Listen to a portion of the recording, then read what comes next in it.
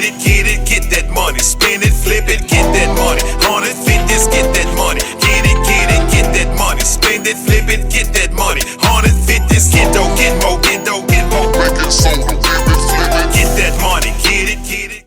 So, calculate your expenses on a yearly basis with after-tax money. Those are the expenses. Calculate your revenue based on daily. Right. So basically what I mean is that to you, you're spending $10, it's $10. Right. No. It's $2,500 a year. But you're going to try to go to work and you're going to earn $10 based on $10 an hour.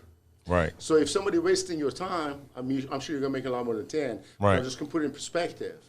Look at your revenue based on the daily revenue. Right. Look at your expense based on the yearly expense. Oh, I follow you. But put you in perspective. Oh, it's only $5. Oh, it's only $2. Right. It's only $3. Right. Hey. Man, it's funny that you say that because I just calculated what I spent last year eating out. Oh.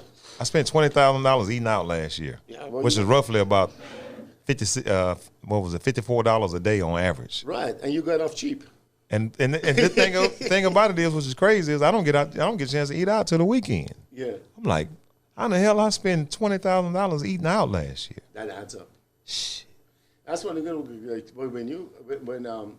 when you calculate the expenses, and I learned this from some of the stuff that I've done, some financial planning. Hopefully, we can talk about it later. Yeah. Maybe you all come to my podcast.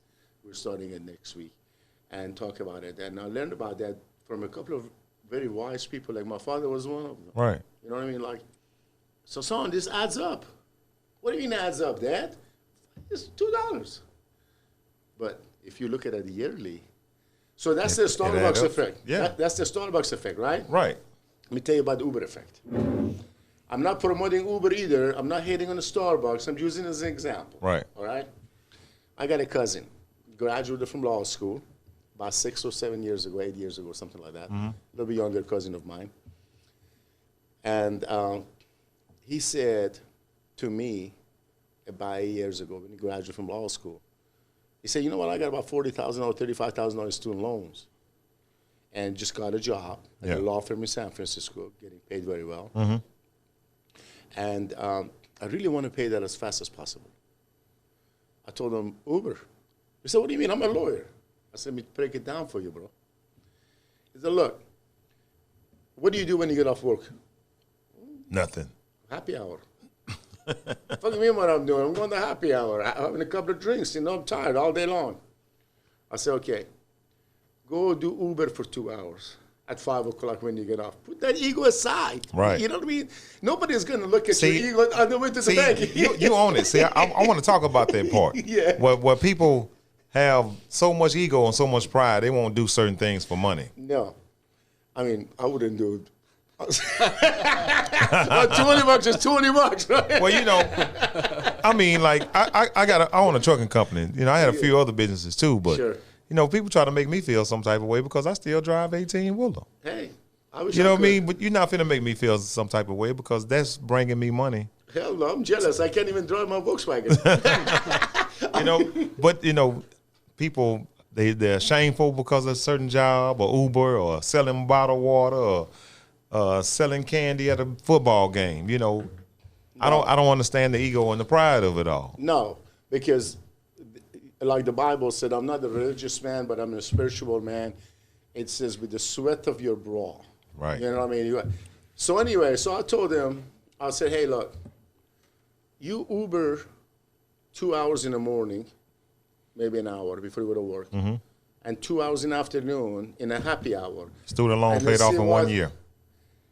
And you know why? Because he said, well, I want to make you $30 an hour, $25, $30 an hour to do Uber. I said, yeah, but you ain't spending $100 in happy hour either. Exactly. Exactly. So the difference is $130, not $30. Well, see, now you got me thinking about that $20,000 I spent plus a third of that. Taxes add to that. Exactly. So it's $40,000. Exactly. Spend, eating out last year. Eating out last year. You could have gotten a lot better food at home. Watching my podcast, teaching you how to cook. For $10,000. You're in a good shape. I mean, you're fat like me, but this homie right here is real good shit. Young man. Youngster. Yeah. Young blood. Man, the thing of it is that we got to find different avenues to make the money and cut back on the taxes. You know what's becoming wealthy and all that is in a state of mind. Somebody told me about some guy about 10 years ago named Elon Musk. I said, fuck that. I heard, you know what? I heard about Elon Musk before. Elon Musk was Elon Musk. Right, exactly.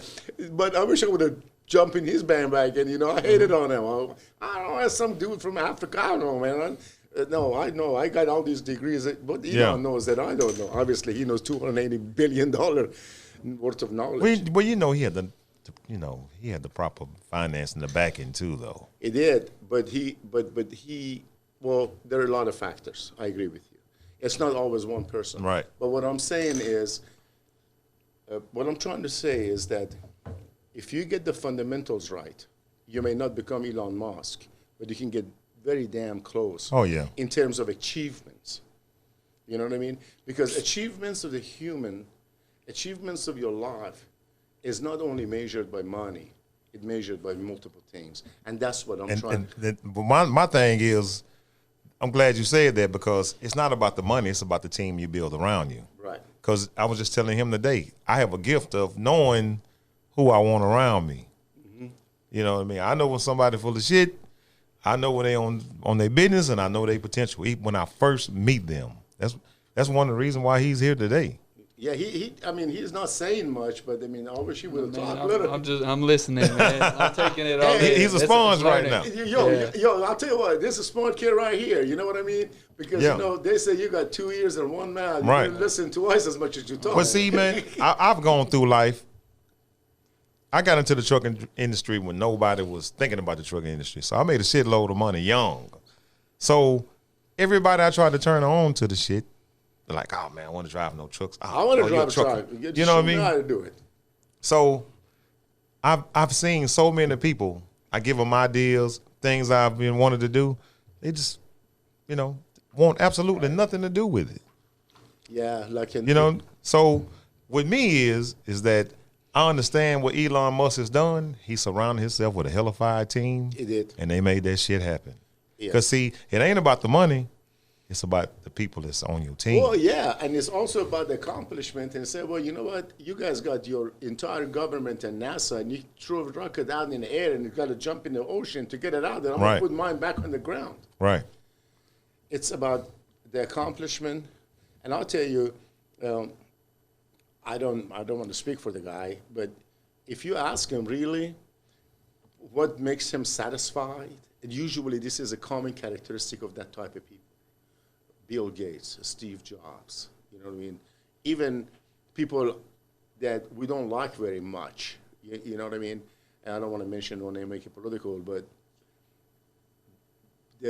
there's the sensation and the feeling of accomplishment is what feeds your soul. That's me. Yeah. I got this done. You know what I mean? Like, I changed my tire. Man, it's just something about me, man. With me personally, I just like accomplishing shit. I like when people tell me I can't do something, or I step outside the box and Oh, you box? I step outside the box. Oh, the box. I thought you boxed. I used to. I did too. But I stepped out, I believe in, stepping outside the box. I've never had a podcast before. It's my first time, doing this. But you're doing a good job. You look like I'm comfortable with talking about it. I'm rich for real. So, you know what I'm saying? But I want to let the young people know, hey, man, the Mint print $541 million a day. Right. Every fucking day. Everybody deserves to be a millionaire. Everybody deserves to be comfortable. Sure. So that's one of the reasons why I wanted to start this podcast, to teach people about finances, how to get started, LLCs. But my thing with you is you're a CPA, but see, a lot of people has a CPA misconstrued because y'all do a hell of a lot more than just taxes.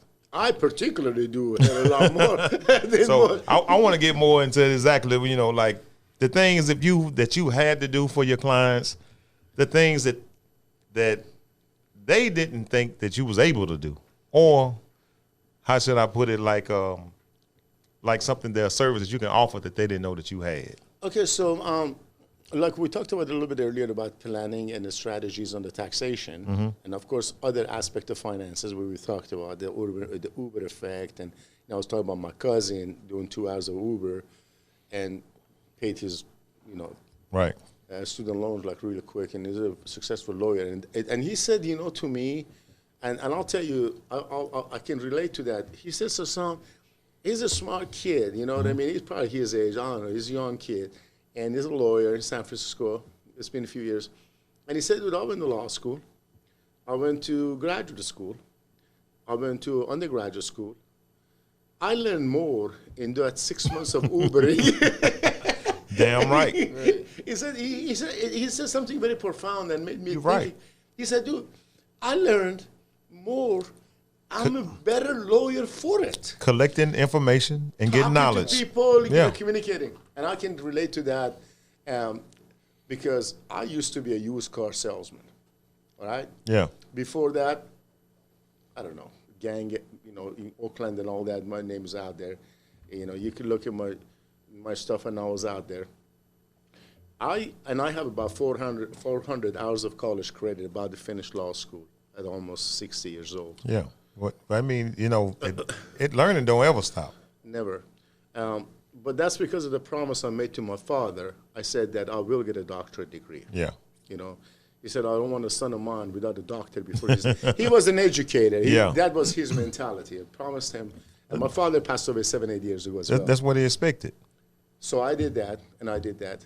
And I'll tell you this, the education that I got as a used car salesman and a sales manager of a car dealership was as profound as the education that I got in the law school. Collecting free knowledge. Free knowledge, learning how people tick. You grab somebody on the lot where they're walking, looking at the cars, and 30 minutes later they're spending 40 grand with you. You got to be a kind of a... That's right. Yeah. So I told my employees the other day, I got 2 assistants, well, 3. I got 3 assistants, and I told them, I said, from now on, because they had a hard time communicating with my clients. Yeah. I said, next time, I'm going to hire anybody, including you guys. I'm going to put you in a car dealership selling car for 6 months. Yeah. Yeah. So you can learn. She can learn. So you can learn. So, I'll be happy to, continue sharing that information with your clients. Yeah. You mentioned LLC and entity formations. Well, I mean, it's like most people got great ideas, but the idea is nothing if you don't put it in action. Right. A lot of people just don't understand what they got to do to get their business rolling. Hey, a lot of people think they need a lot of money to get it started. No. And you don't. No. You know who's got a great idea? Everybody. Everybody. But nobody get it done. Nobody gets it done. You got a guys taking a couple of bong loads and smoke a little weed and they come up with ideas. You go you're a genius. You're man. right. Tomorrow they forget about it. But let me tell you something about what I feel about what a genius is. I don't believe a genius is someone who comes up with a great idea. I believe a genius is someone who executes a great idea and own that shit. I'm with you on that one. I got an uncle. I ain't gonna say his name, but he We're going to Google Hill and find him. He invented 2 dopest things I ever seen and didn't get a dime off of it. You seen that shit to where every apartment complex in America got the little tongs, pick up the trash? Yeah. My uncle invented that shit. Oh, man. He finna know I'm talking about his ass now. So, the chicken factories, how they hang the chickens upside down and they gut them and all that. He invented that shit too. Trusted some guy with his idea. And there you go. And he ran off with his shit. He's supposed to be one of the richest motherfuckers that walked this earth. Hanging chickens. Yeah. Hanging chickens and picking up the tongs to pick up the trash and, you know what I'm saying, to pick it off the ground and put it in the trash can. Execution is the key. Get that money, get that money, spend it, flip it, get that money, 150, get that money, get that money, spend it, flip it,